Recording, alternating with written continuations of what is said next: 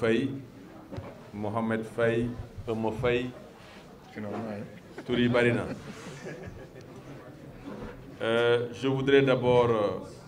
Amadou Faye dafa commencer nuyu Khadijatou parce que am luñu seq man may commencer nuyu sama jabar sama xaritu jabar ndax damay bëgg tey ñu jox ma reer su ma demee muy Banné Guèye maa ngi koy xool na boobaak léegi mën ma ko gis xam fu mu nekk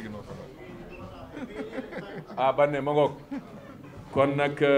ndax damay bëgg bu ma demee ci Fatou Kébé mën a reer en tout cas merci beaucoup merci d'être là monsieur le directeur général du port maa ngi lay nuyu Ababacar Sadikh Bèye di la gërëm di la sant témoignage yi nga def léegi ci Amadou Faye defoon nga ko keroog bi président de la République di prêter serment wane sériam wane jàppam moom ak ñi mu àndal ñëpp di liggéey ku demee nag Ibrahima Khalil Niang mii nga xam ne mooy secrétaire général section bi wante mooy suñu chargé de la diaspora au niveau national ku mel ne Ndeye Ñome Ndoy di sama rak ku dëggu moom xam naa ne deretu lébu bi moo tax tey sax laa ko lébu tey wax na ay wolof yu ñu mën dégg bu koy gërëm bu baax ak sama doom Umu Xayri Taw mais aussi di nuyu Maguette Niass ak ñi nga xam ne ñëpp daal ñoom nga àndaloon di liggéey ci biir section bi ñu ngi leen di nuyu di leen féliciter aussi ndax lii montage bureau section la suñu parti xam ngeen ne ba léegi il est dans le provisoire parce que c'est un grand parti mais un jeune parti parce que nous n'avons pas encore 3 ans d'existence légale et pourtant booy déglu LDR Yeesal da nga yaakaar ne def na fi fukki at loolu nag suñu ko amee c'est parce que suñu parti dafa am ñu ko taawu ñu nga xam ne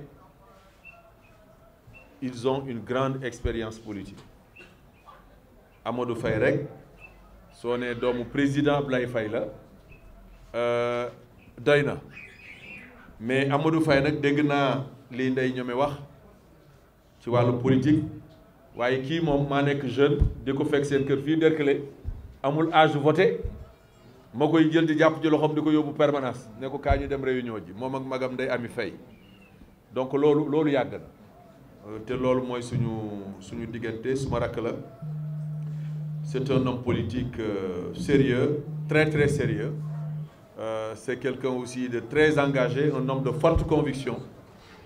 un cadre un haut cadre aussi parce que lu nit di am ci diplôme am na lu ko ci yàlla may et je crois que nit ñi ko jàpp ñëpp loolu lañ ko jàppee tey su ngeen gisee parti bi comité directeur jigéen ñi ñu bari bàyyi seen yitte ñëw fekk si ko c'est parce que lu leen Amadou Faye ji la ma bëggoon koo sant bu baax di santaat bu baax monsieur le maire Aboubacar Sadikh Bèye te di ko wax ne ko en tout cas suñu comité directeur li mu mujj a wax booba nag falaguñ ma woon sax nag directeur général du port xaw ma directeur général du Sonacos laata ñu may fal directeur général Sonacos la suñu parti waxoon ne dañuy poursuivre notre compagnonnage avec le président Macky Sall dañuy réaffirmer suñu ancrage dans la mouvance présidentielle parce que ñun dañu ànd ak président Macky Sall après avoir analysé la situation politique ñu gis ne ànd ak président Macky Sall mooy njëriñu Sénégal du bëtu Macky Sall du leneen xool nañ ñi fi nekkoon ñëpp ñoom ñëpp xam nañ leen ñoom ñëpp miin nañ leen mais un homme politique su waree jël ay responsabilités am dafay jël ay responsabilités am c'était pas facile mais nag nous sommes des hommes politiques nous sommes parfois appelés à prendre des décisions difficiles et celle que nous avons prise de soutenir le président Macky Sall elle a été une décision difficile mais elle a été une bonne décision et c'est ça l'essentiel et aujourd'hui les Sénégalais nous ont donné raison parce que nag Sénégalais yi ñooy arbitre bi ils nous ont donné raison en le portant à la tête du pays. Et c'est la raison pour laquelle,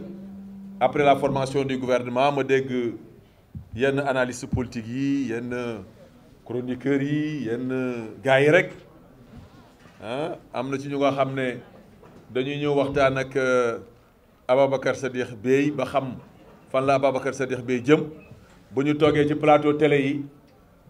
ne wax ne li may wax lu ma wóor la waaw loolu wóor la parce que ki nga waxal kay moom moo yore source information bi ñeneen ñi nag ñu demale ko fekkale rek mais je crois que si l'opinion sénégalaise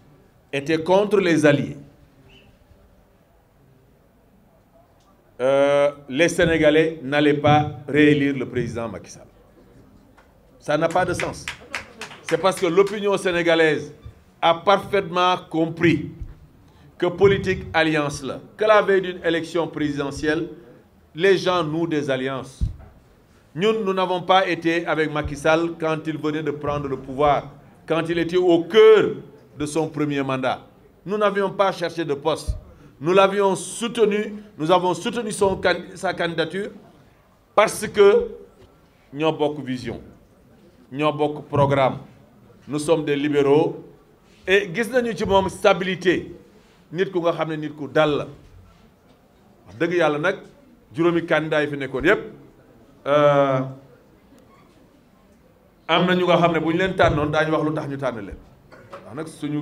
réew mi ñun duñu ko asalo duñu ko teg ci loxo yu nga xam ne leer nañu ne coow la fi nekk mais mënuñu ci dara. Alors ñeneen ñi même bu ñu amee expérience